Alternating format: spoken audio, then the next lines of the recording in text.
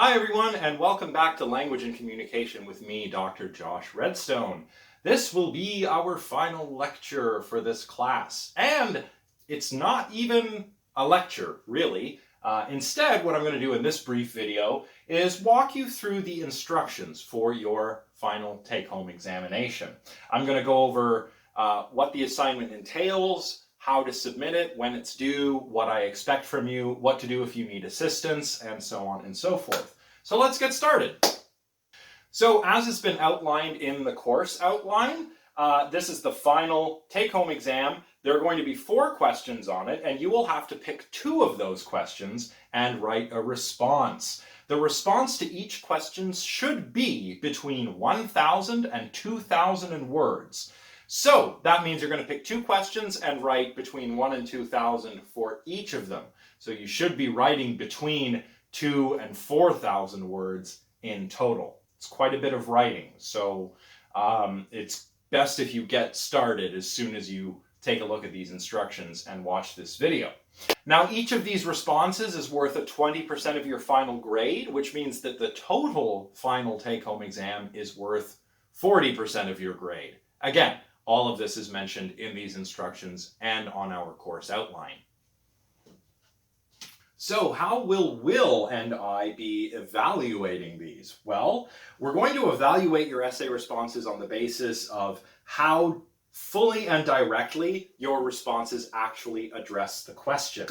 Furthermore, we'll be looking closely at how well your answer demonstrates an understanding of and critical engagement with the course material. So, how well do you show us that you understand what you've learned, and how well do you engage with that material when you talk about it and when you critically assess it? Of course, when it comes to this, we'll be looking very closely at how accurately you use the terminology that you've been taught, how you employ the concepts you've learned this semester, how you employ arguments and theories that have been offered by the various thinkers that we've read, so on and so forth. And of course, we'll also be looking overall at the quality of your reasoning. You're going to have to make a little bit of an argument here. You're going to have to do a little bit of a bit of argumentation, and we will be looking at how well you do that. So, of course, very important as well is clarity. We will certainly be evaluating these on the basis of clarity, because if you don't use clear and concise writing, or if your writing is so unclear and imprecise that we cannot understand what you are saying, we're not going to be able to evaluate you very easily. Where you use examples, whether you draw them from the text or whether you make your own examples up for illustrative purposes, we'll be paying attention to how well that is done. Originality will be important too. We're not going to penalize you for not being original in terms of how you discuss the material or the examples you come up with, but we will reward creativity and originality in this regard. Sometimes creative original examples or even creative original discussion will put a paper up into the A+ range if all of these other points are well executed, if it's clear and well argued and so on and so forth. So aim for originality if you want. It might get you some marks. But if you don't want to offer original examples or insights, that's okay. We're not going to penalize you because of that. Now, when it comes to using the materials from the class and citing them, you have to cite your sources. This is a written assignment, basically, that you're handing in. If you do not cite your sources properly, you are at risk of committing plagiarism. And on that note, definitely don't straight up plagiarize by copying and pasting from other sources without giving credit. Sources on the internet, for example. Do not do that. We will catch you. And it's not worth it, okay? So just don't plagiarize.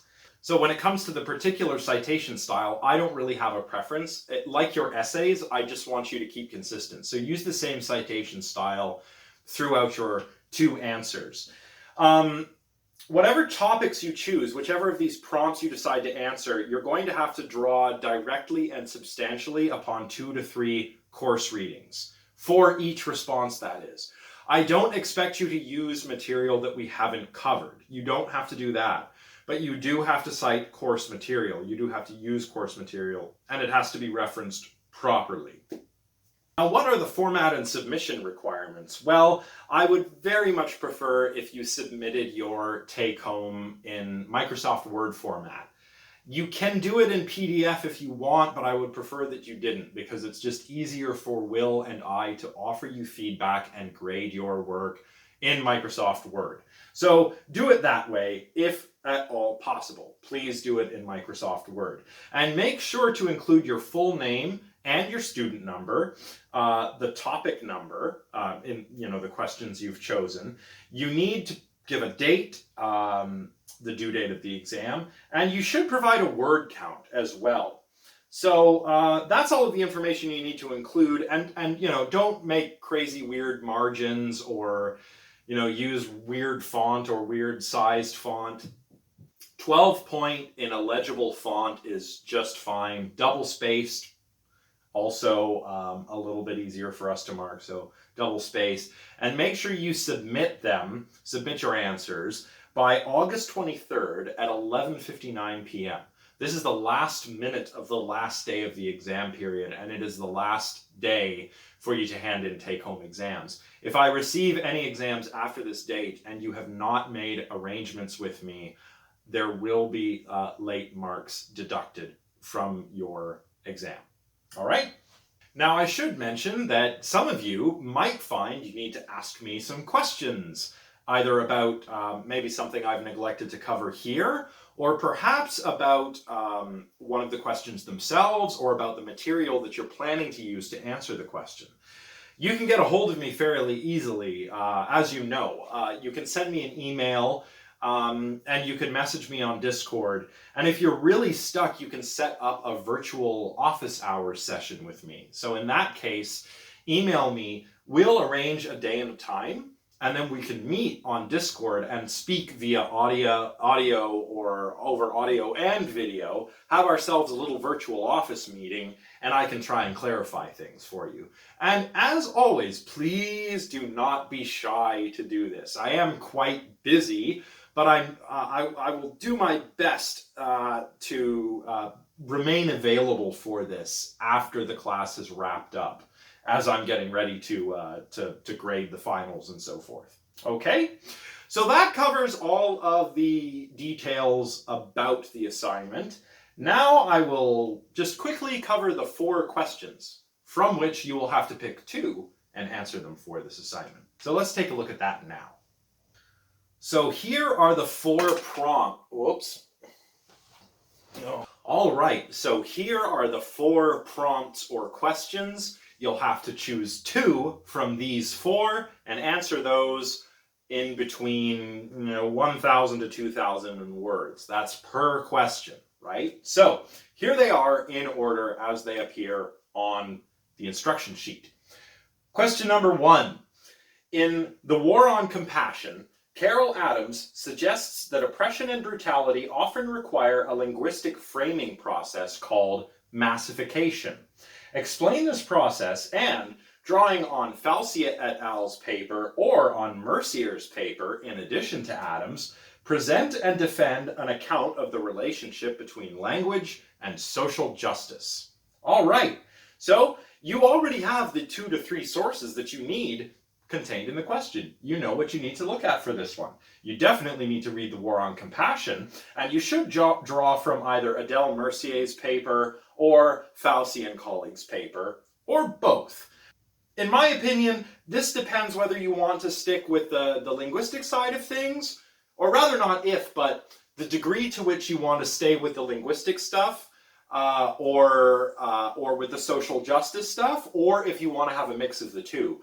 If you want to talk about both, definitely talk about both papers, but if you're more interested in social justice, Mercier's paper will probably be the one you want to focus on. If you're more focused on language and cognition, then Falcia and colleagues' paper will be the one that you'll want to focus on.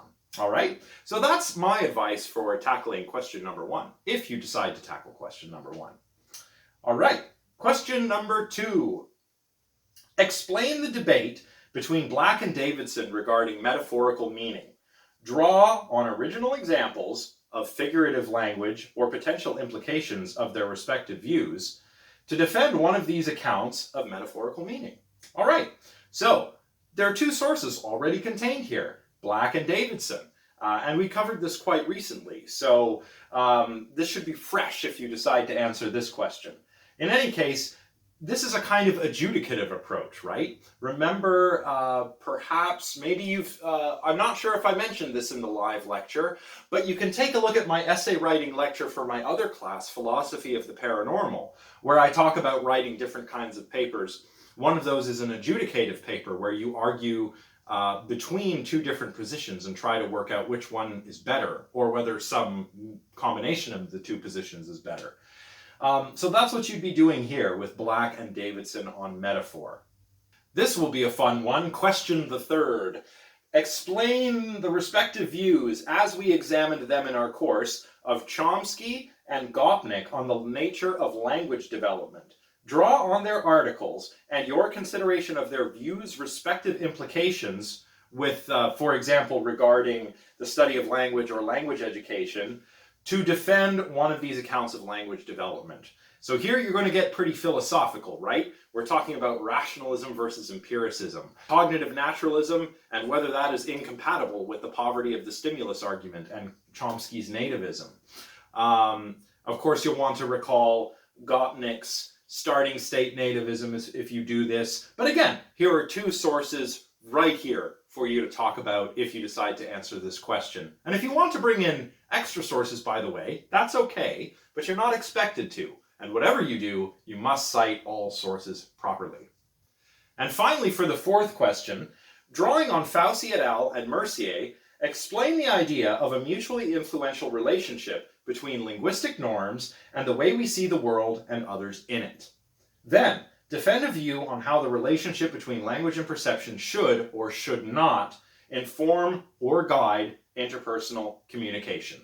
So again, two sources right here for you to talk about, Fauci and colleagues and Adele Mercier's paper, very much along the same sort of lines as question the first. Here, of course, you're going to be examining the idea of whether, or the question of whether language influences the way we see the world, or does the way we see the world influence language? So that's it for the 4 questions and for all of the details that I think it's important for you to know before you tackle this take-home exam.